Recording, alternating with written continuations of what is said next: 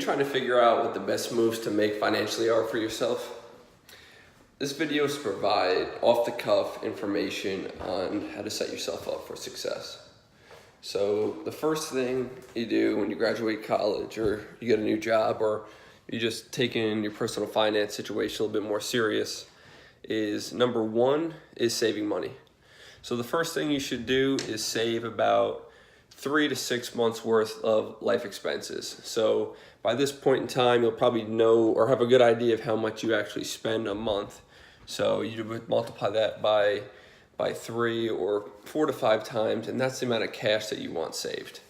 And then, so you got things you got to take into account, or just your spending habits.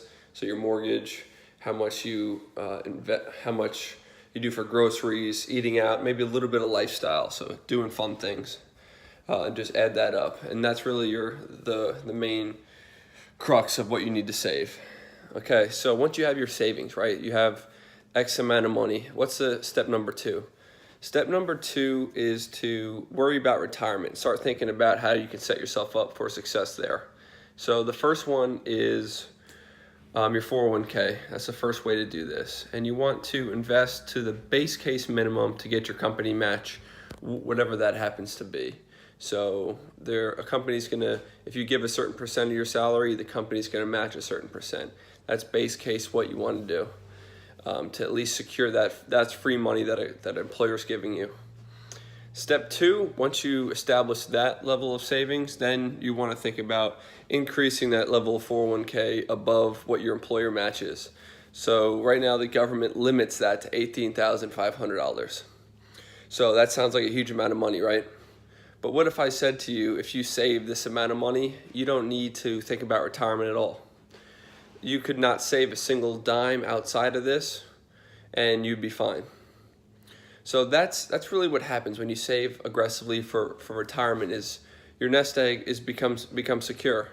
And the thing I like to think about as well is that money, you get the idea that you can't touch it ever until you're 59 and a half based on the US government rules. But you can actually take loans out on that money.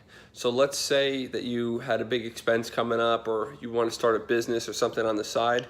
You could actually take a loan out from that account and you'd be paying back yourself. So you've become your own bank essentially at that point. So, and that's developing money and gaining interest return over time, right? So then you max out your 401k, right? So outside that, let's say you're getting super aggressive. You've nailed down all your costs to live, so you've checked those boxes. The next thing you might want to consider is personal investing. So you read a lot of different books out there, and really the key is when you're going to invest on your own, you can't try to beat the market. Nobody can. Warren Buffett made a challenge to people to say, hey, if you beat the S&P 500, which is the collection of the 500 largest U.S. companies, all tracked together as one index fund. He said, if you beat that, I'll give you $1 million to all the hedge funds in America. He kept his $1 million 5 years later.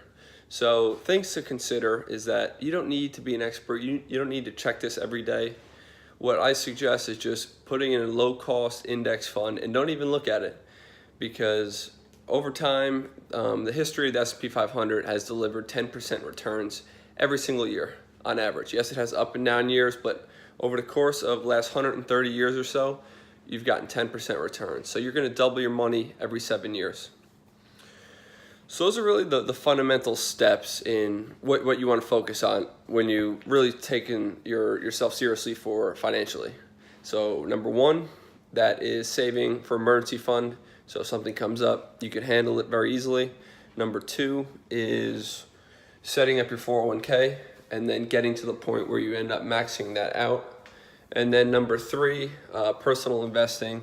And on that regard, you can also consider investing in real estate, and as well as just the S&P 500 index funds that I just previously discussed. So those are really the bare bones minimum, off the cuff, how to get smart financially. I want to go into more detail later on, but that's the groundwork. Thanks for tuning in. This is Live to Learn USA. Stay tuned for more.